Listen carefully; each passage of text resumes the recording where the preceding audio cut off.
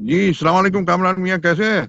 वालेकुम सलाम उमर भाई, ये अल्हम्दुलिल्लाह देखिए, ये बिल्कुल हमारी ठीक। दूसरी मीटिंग है। और मतलब ये हार्ट टॉक आपके साथ शुरू किया है।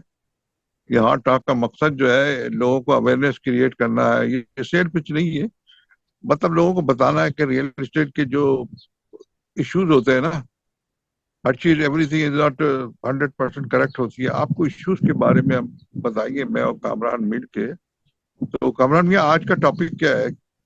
आज हम बात करते हैं बैंक सेल पे ना, पावर ऑफ सेल भी जिसको कहते हैं। ओ, वो तो बड़ा मैग्नेटिक टॉपिक है यार। लोग तो हर वक्त पूछते रहते हैं, हमें पावर ऑफ सेल की प्रॉपर्टी दिलाएं, हमें क्यों नहीं मिल रही है, पावर सेल दिलाएं। तो ये, इस पे आप जरा कुछ रोशनी डालें, फिर मैं भी अपना आइडिया बताऊंगा कि पावर ऑफ सेल क्या है, ये क्यों होती है, क्या होता है। जरा बताओ यार कामरान, तुम ये इतना इसमें यह एक्सपीरियंस है है कि तुम्हारे पास। उमर भाई, काफी मिसलीडिंग असल में एडवर्टीजमेंट होती है ऑनलाइन ना, जिसकी वजह से उनके जहनों में बैठ गया लोगों के कि बैंक सेल जो है बहुत जबरदस्त डील होती है, बड़ी डिस्काउंटेड डील होती है।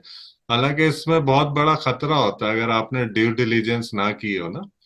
तो अव्वल तो बैंक सेल ये है कि जब ऑनर जो होता है अगर वो डिफॉल्ट कर जाता है मॉर्गेज पे, तो फिर बैंक उसका पोजीशन लेकर प्रॉपर्टी का उसे सेल करने लगता है।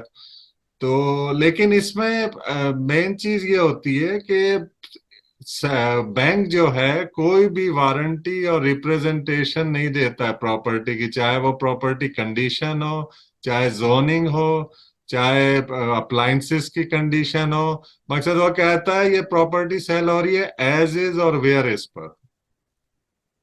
तो ये जी। ये काफी जो है ना, फिर प्रॉब्लम हो सकता है किसी के लिए भी अगर वो ड्यू डिलिजेंस प्रॉपर नहीं करता है। अच्छा, मैं तो एक डिफरेंट ओपिनियन है यार। जो लोग पावर सेल में करते हैं ना, वो प्लानिंग से करते हैं। मतलब एक ये व्यू भी है ना, कि अगर मैंने मकान ले लिया, मैं हैंडल नहीं कर सका हूँ, तो वो करता हूँ यूं कि मैं खाना शुरू कर देता हूँ, उसकी इक्विटी खाना शुरू कर देता हूँ, इक्विटी निकाल लेता हूँ। और फिर मैं सारा पैसा जो जमा किया होता है ना, वो फिर लाइन ऑफ क्रेडिट भी ले लेता हूँ उसके अगेंस्ट। कोई चक्कर चला के 2 नंबर के कागजात बना के ना, मैं, आजकल मिल जाती है जी, मैंने 2 लाख ला, तो वो मकान को जो है ना इतना मखरूज कर देता हूँ, उस प्रॉपर्टी इतनी मखरूज हो जाती है कि वो उसमें कुछ होता नहीं है। तो उसकी वो हर चीज को शक करते, मिस यूज करते, क्योंकि उनको उसमें रहना तो नहीं है। जो आदमी रहने के लिए प्रॉपर्टी लेता है तो वो करता है, तो पावर फिर उसको पावर सेल में डालते हैं, क्योंकि उनको इंटरेस्ट नहीं है। उन्होंने तो उससे कमा लिया, उन्होंने उसको लिया, 5-10% पे लिया, उस पे पेपर बना के फिर उसने एक प्रॉपर्टी से पैसे निकाले, और this is how they do it. तो one has to be very careful. मेरा ऐसा एक्सपीरियंस हुआ कि जो पावर सेल की प्रॉपर्टी में दिखाने जाता हूँ ना, तो मैं तो ज्यादातर घबरा के वापस आ जाता हूँ, क्योंकि वो इतनी गंदी होती है, इतनी गंदी होती है।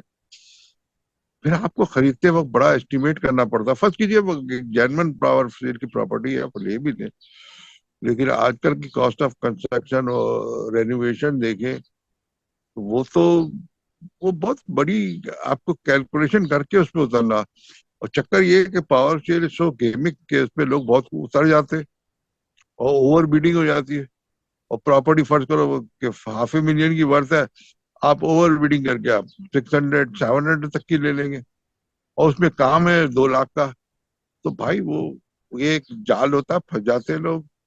हाँ, आपका कोई इन्फ्लुएंस हो डायरेक्टली किसी बैंक से, कि वो बैंक वाला कहे कि ये पावर सेल है, ये रियल है, तो वो आप अगर पकड़ ले, या किसी से आपका राब्ता है जो आपको बताए ये पावर सेल में जाएगी, जेन्युइन प्रॉपर्टी, तो that is what my opinion is. तो one has to be very careful with dealing with power. लोग एडवर्टीजमेंट के लिए चीजों को लगा देते हैं, डिस्ट्रेस सेल का लगा देंगे, फोर क्लोजर का लगा देंगे, जस्ट टू अट्रैक्ट पीपल। तो हम लोगों को, हमारा काम ये है कि हम आपको बताएं कि देखिए, प्रैक्टिकली यही होता है कि जितना आपका बजट है उसमें प्रॉपर्टी खरीदें, और उसमें मैनेज करें। गिमिक में आप फंस गए ना, तो आपकी पूरी जिंदगी, बाद में लोग तो ऐसे फंसे कि उनको मुल्क छोड़ के जाना पड़ा, क्योंकि उन पे कर्जा इतना चढ़ गया था, स्ट्रेस इतना था। उन वो जो पाकिस्तान, जो इंडिया पाकिस्तान छोड़ के लोग ड्रीम लैंड के चक्कर में आते हैं ना, कि हम यहाँ कमाएंगे, वो अगर इस जाल में फंस जाते हैं, तो फिर वो कहते हैं यार, हम, हमारे लिए तो अजाब हो गई जिंदगी। और इवेंचुअली इवेंचुअली ये होता है कि मैरिजेस ब्रेक हो जाती हैं, बच्चे की एजुकेशन होती है, तो there is a lot of factor आदमी को करना चाहिए। तो मैं तो इसमें यही कहूंगा, आज की जो हमारी बातचीत है, कि one has to be very careful. आप इसको बताएं और फिर इसको कंक्लूड करें, दिस इज व्हाट आज की बात को करें, क्योंकि मुझे भी जाना है शोइंग पे, आपको भी जाना है शोइंग पे, तो जरा जरा जल्दी जी करें। उमर भाई, बस ये है कि इसमें एक तो ये है कि पावर ऑफ सेल प्रॉपर्टी लेते हैं पहले ही आप शुरू में ही लॉयर को एंगेज करें, एक तो जो कि प्रॉपर जो है ना जोनिंग टाइटल एवरी सर्च करें आप, क्योंकि अगर बिडिंग वॉर में जा रहे हैं, बिडिंग वॉर का ट्रैप अलग होता है ना। और सेकंड ये है कि होम इंस्पेक्शन के बगैर ना लें पावर ऑफ सेल की प्रॉपर्टी, क्योंकि वो एज इज है, तो कुछ भी मसला हो सकता है। और थर्ड चीज ये है कि ऐसे भी कई जेन्युइन केसेस होते हैं ना, जैसे इंटरेस्ट रेट बढ़ गया, मंथली पेमेंट बढ़ गई है लोगों की, उनके लिए अफोर्ड करना भी मुश्किल हो रहा है कई चीजें ना। तो उसमें यह होता है कि एक चीज ध्यान में रखें, अगर पावर ऑफ सेल प्रॉपर्टी है, उसमें एक मॉर्गेज रिडेम्पशन का राइट होता है ऑनर का ना। तो अगर किसी वजह से वो प्रॉब्लम में आ गया है और डिफॉल्ट कर गया है मॉर्गेज, और बैंक ने सेल कर दिए, इवन आपको आपने डील बना ली है, लेकिन क्लोजिंग से पहले तक उसका राइट है ऑनर का, अगर उसके पास फंड्स आ जाते हैं, तो बैंक के पास आकर कह सकता है भाई मेरा घर वापस दो, ये फंड लो अपने। और वो क्लोजिंग तक कभी भी हो सकता है, तो इसको ध्यान में रखें। मेरे एक बल्कि जानने वाले थे, उन्होंने अपना एक्सपीरियंस शेयर किया था पहले, ये कि उनके साथ ये हुआ, उन्होंने बैंक सेल खरीदी, क्लोजिंग होने से, और अपना घर भी बेच दिया उन्होंने, क्लोजिंग होने से एक दो हफ्ते पहले तकरीबन उन्हें सेलर्स लॉयर, बैंक का जो लॉयर था उसकी तरफ से लेटर आया कि कैंसिल हो गई आपकी डील, क्योंकि वो ऑनर वापस आ गया, उसने पैसे वगैरह जो थे वो दे दिए।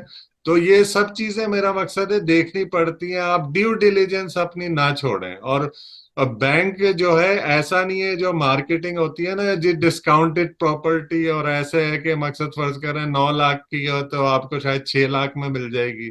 तो ऐसा कुछ नहीं है, क्योंकि बैंक को ऑब्लिगेशन होता है कि उसे फेयर मार्केट वैल्यू पर उसको बेचना है, इसीलिए वो अप्रेजल्स भी कराते हैं और बकायदा पब्लिकली लिस्ट करते हैं। तो ये एक ट्रैप है, तो मेक श्योर करें कि पहले जो है ना ड्यू डिलिजेंस जरूरी है, और अच्छे किसी रियल्टर से जिसका एक्सपीरियंस हो उसके साथ डील करें।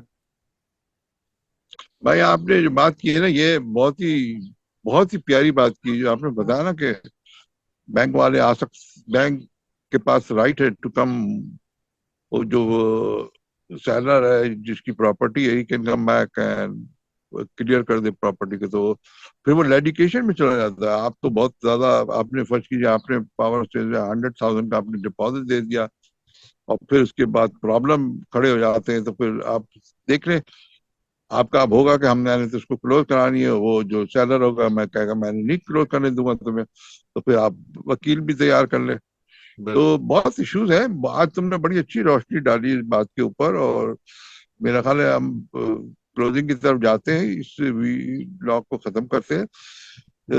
तुम अपना नंबर बता दो, मैं अपना नंबर बता दूं, और फिर इंशाल्लाह अगले हफ्ते फिर मिलेंगे इसी बात और किसी बिल्कुल। और टॉपिक के साथ, हार्ड टॉक में। हाँ, कोई कामरान भी एंड उमर एडवाइस खान। चाहिए तो हो, कोई भी बात। कामरान अपना नंबर बता दे, फिर मैं बताऊं, फिर वी गो फॉर क्लोज।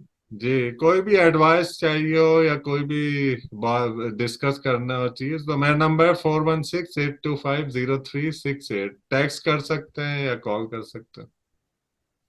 मैं मोहम्मद उमर खान मेरा नाम है, और मेरा नंबर है 6472745147। We are always there to help you, just to कोई भी इश्यूज हो उस पर बात करें। दिस इज नॉट, हम ये जो करते हैं इसका मकसद प्रॉपर्टी को आपको अट्रैक्ट नहीं करना, आप आपके इश्यूज के ऊपर बात करनी है। वी वांट टू इनलाइटन क्या क्या प्रॉब्लम्स है, और definitely you can contact us, feel free, like we are like a family, और we want to help people. और बाकी रिस्क अल्लाह के हाथ पे, आप किसी से लेते हैं मकान, वो आपका अपना जाती मामला है, लेकिन आपको इश्यूज पे बात करनी है तो वो करें। ओके, टेक केयर खान, ठीक है, Kamran, thank you. Take care. Thank you, you thank you. To, Omar भाई।